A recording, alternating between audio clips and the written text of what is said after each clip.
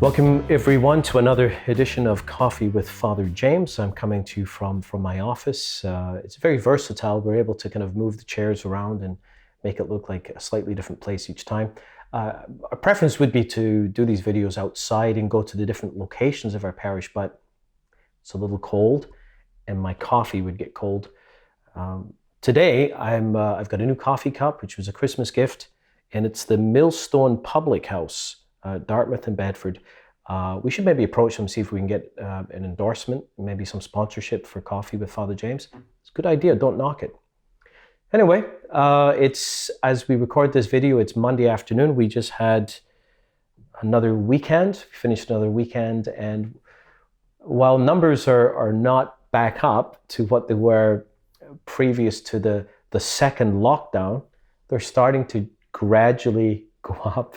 We had 4 masses this past weekend, and at the Saturday Mass we had 80 people out of a total of a possible 100.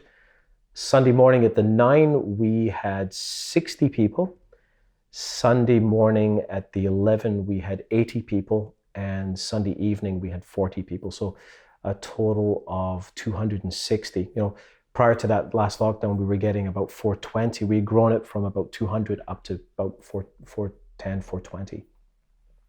So we're close to maximum at 100. That you saw in the news perhaps that there was a church in Bedford last week who got fined $7,500 for greatly exceeding the lockdown maximum number. So not sure who that was. I don't think it was a Catholic church. But the health authorities are tracking this, so we need to be careful. We need to be responsible in this, but we still have space. And we've got 4 masses. And folks, we'd love to see you starting to come back on Mass. We're getting a lot of views of the online Mass, the live streaming. I think by the end of Mass yesterday morning we had 158 streams. Generally, people say that for every stream you get maybe 1.6 people watching, because sometimes people watch together as families. So not sure what that means, but one thing I do know for sure is that we have room. And until we hit our maximum, we're not requiring pre-registration. So first come, first serve at the door. The earlier you come, the greater your chance you have to get in. But I'd just like to kind of encourage you to put out the word that we do have space. I see our music ministers, our hospitality ministers are doing an amazing job, and it'd just be great to see those numbers continue to go up. In the meantime, we continue to seek to serve you in a way that can help you from your homes. The whole Mass is available to watch even afterwards, and we're hoping going forward that by Mondays we can actually have the actual homily from the live stream snipped out and available to you. And the great thing about that, if it's something you think could be helpful, again, a simple email, you can share these things, and we can potentially reach so many more people than we would under ordinary circumstances. So please keep that in mind. All of these changes remind us that it's certainly not business as usual. And that's one of the things that my homily was about this past weekend. So I do want to encourage you, if you didn't get a chance to see it, because I think my message this weekend was kind of a homily as we move into ordinary time. As we move out of Christmas into ordinary time, it kind of was a homily for the coming year.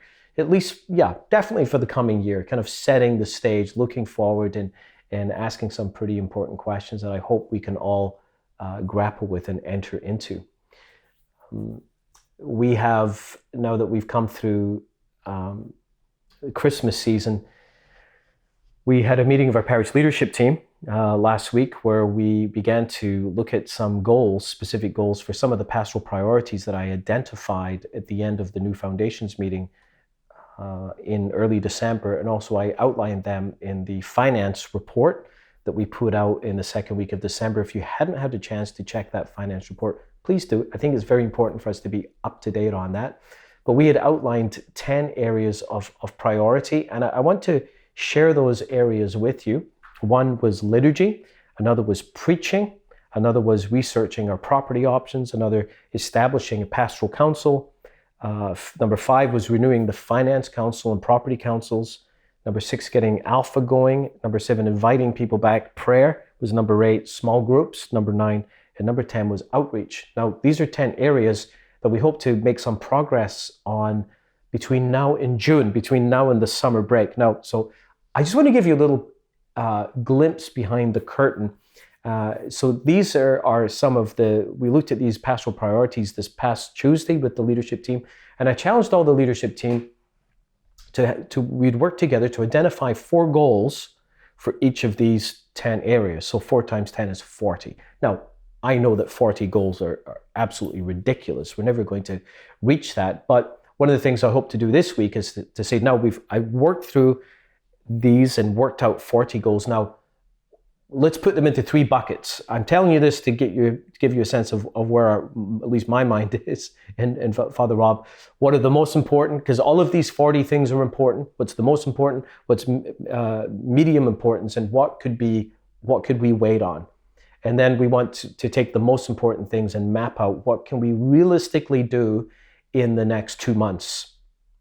And I thought for fun, I'd just read to you some of these 40 goals. So are you ready for this? All right. So number 1, under liturgy, formation of a liturgy committee, standardizing liturgical practices, because we get a whole bunch of parishioners from different locations and different practices, funeral planning and process for funerals, and baptismal planning and processes for baptism. Those are the top 4 for liturgy. The committee also includes like liturgical training and all this. Number 2, preaching. Form a preaching support team, schedule a weekly meeting with Father Rob and Father James for feedback, create a preaching series for Lent, and commitment to investing and growing our preaching ability by using the live stream. Number 3, research property options. Formation of a committee to analyze all of the options that we outlined in the new foundation series, creation of subcommittees, meeting with the Archdiocese for direction, and the creation of a short list of options. Number 4, establishing pastoral council, a strategic parish leadership team meeting for proposing pastoral council members, a discernment process, a first meeting, and to create a process for commissioning, and formation, a plan of forming pastoral council members.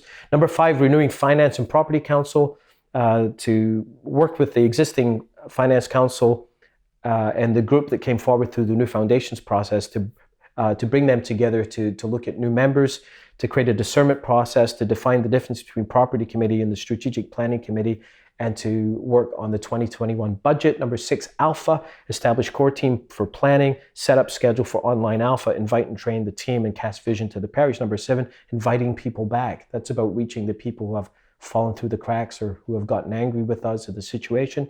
Communion to the sick and housebound, build a team, identify team members, to create a special video and identify who needs to be reached. Number 8, form a team, Eucharistic adoration, online prayer intentions for our parish, organize Lenten prayer. Number 9, small groups, create a recording of the last 2 weeks of the new foundation series, identify leaders for small groups, how do we experience prayer topic for Lent, and a new foundations package so that parishioners can experience that who weren't able to be part of the original process. And number 10, outreach, to create a support team for the Dartmouth North Christian Food Bank, physical cleanup of the furniture bank, audit of all outreach ministries to the poor, and to create a main point of contact for Our Lady of Guadalupe with the Dartmouth North Christian Food Bank. So, you got all that?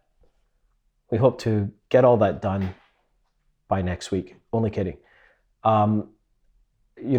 We identified these 40 goals, and even in our staff meeting today, there's a whole bunch of other kind of burning issues, like really urgent things. See, these are the things that we've identified as being important, and then there's all the urgent things that make a demand of our time. Plus, Sunday is still every week, and we have funerals. And so why am I telling you all this? I'm not telling you this so that you can feel sorry for us. I'm not interested in people saying, oh, poor you. No, we're all busy. We're all overwhelmed. We've all got our struggles. We've all got our difficulties we've got to wrestle with. I'm telling you these things. I'm giving you a glimpse of the kind of things that we're looking at so that you can have confidence that we are looking at these things, that we're not just blindly doing what's at the front of the line. We're trying to think through this and strategize and look at the most important things and not just be driven by the urgent. The other reason I'm sharing these things with you is because we, even the leadership team, or if we form a pastoral council, we can never achieve this. We're going to need your help. It's only if the parish mobilizes as a parish and takes ownership of some of these things that we're really going to be able to do this. So what can we realistically look at and achieve and do between now and June?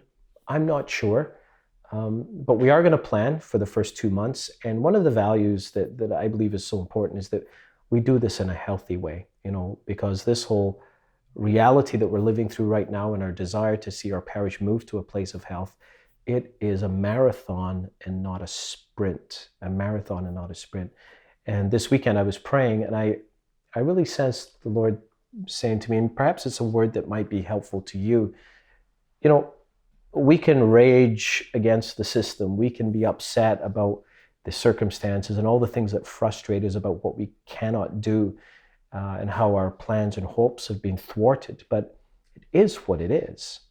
And again, we need to remind ourselves that all of the limitations that we're accepting and embracing, the best analysis, and I think the best thing to do here is to cling to the best analysis.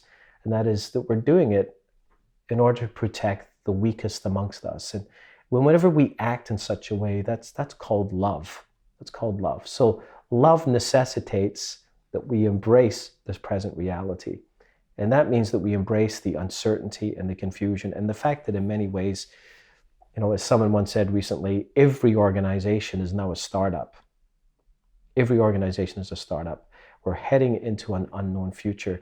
And there's a lot of questions that we have and a lot of loose ends and perhaps even a lot of drop balls. And one of the things I said to the team this week is that we've got to be okay with dropping balls because otherwise it's going to be impossible. So anyway, I'm telling you all this just so that you can have a sense of what it is that we're dealing with. There are many, many other issues. This list of 40, it could have been a list of 100 things. And you may be listening to this video and say, yeah, but you didn't mention this and you didn't mention that. And that's very important to me and to my family. And I get that. I understand that. And so, again, I'm asking for your patience in all of this. I'm asking for your prayers and your support as we really seek to rebuild our future, to rebuild out of this present moment, out of the chaos of this present time. We've laid our foundations, and in the coming months, we need to begin to build the next level of things. And I hope that you can prayerfully be a part of that process. So enough is enough. Thank you and God bless and have a wonderful week.